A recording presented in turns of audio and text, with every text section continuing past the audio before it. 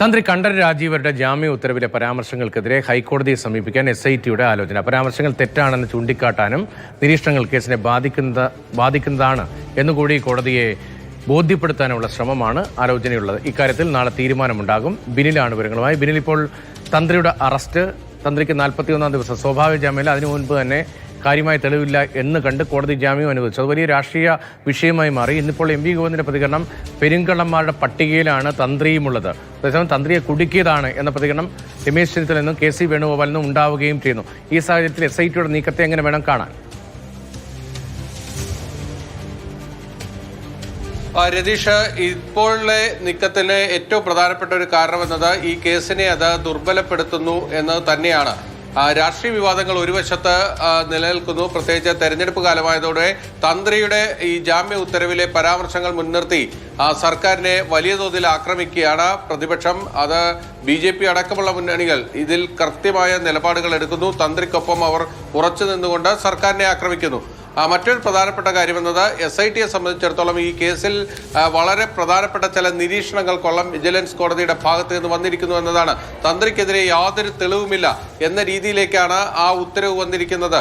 സാധാരണ നിലയിൽ സുപ്രീം കോടതിയുടെ ഒരു കൃത്യമായ ഒരു മാനദണ്ഡം നിർദ്ദേശിക്കപ്പെട്ടിട്ടുണ്ട്. അതിൽ ഈ ജാമ്യ ഉത്തരവുകളൊക്കെ തന്നെ പരിഗണിക്കുമ്പോൾ കേസിന്റെ മെറിറ്റിലേക്ക് പോയുള്ള പരാമർശങ്ങൾ ഒഴിവാക്കണമെന്നത് കോടതി കൃത്യമായി പറഞ്ഞു വെച്ചിട്ടുള്ളത്. പക്ഷേ അതിൻ്റെയൊക്കെ ഒരു ലംഘനം ഈ കൊല്ലം വിജിലൻസ് കോടതിയുടെ ഉത്തരവിന്റെ ഉണ്ട് എന്നതാണ് SITയുടെ വിലയിരുത്തൽ. അതുകൊണ്ട് അവർ നിയമവിദഗ്ധരുമായൊക്കെ കൂടിയാലോചനകൾ നടത്തുകയാണ്. ഇതിനെ ഏത് രീതിയിൽ പ്രതിരോധിക്കാൻ കഴിയുമെന്നത് ഹൈക്കോടതിയിലേക്ക് വന്നാൽ ഈ പരാമർശങ്ങൾ നീക്കം ചെയ്യാനും ഈ ജാമ്യം നൽകിയ ഉത്തരവ് ചോദ്യം ചെയ്യാനുമുള്ള സാധ്യത തന്നെയാണുള്ളത്. അങ്ങനെയെങ്കിൽ നാളെ അക്കാര്യത്തിൽ ഒരു അന്തിമ തീരുമാനം എടുക്കാനുള്ള സാധ്യതയുണ്ട്.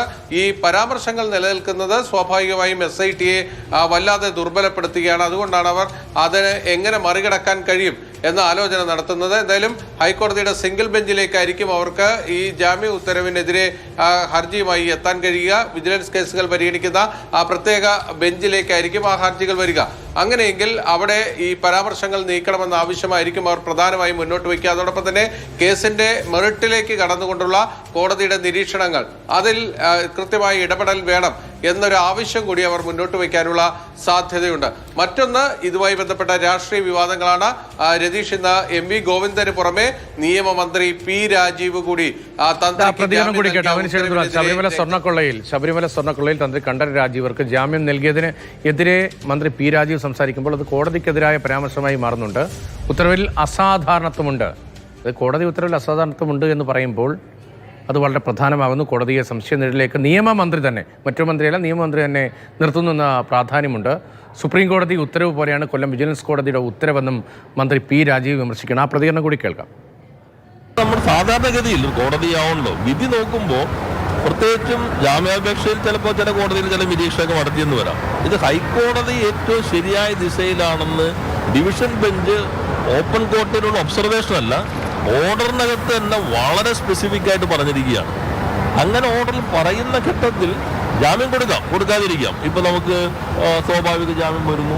ഡിവിഷൻ ബെഞ്ച് പറയുന്നത് കുറ്റപത്രം കൊടുക്കുന്ന കാര്യത്തിലല്ല നമ്മൾ ഫോക്കസ് ചെയ്യേണ്ടത്, ചെറിയ കേസല്ല, കുറ്റമറ്റ കുറ്റപത്രം സമർപ്പിക്കുന്നതിലാണ് വേണ്ടതെന്നായിട്ടാണ് നമ്മൾ വിധിയിലൂടെ കോടതിയുടെ ഒബ്സർവേഷനിലും കണ്ടത്.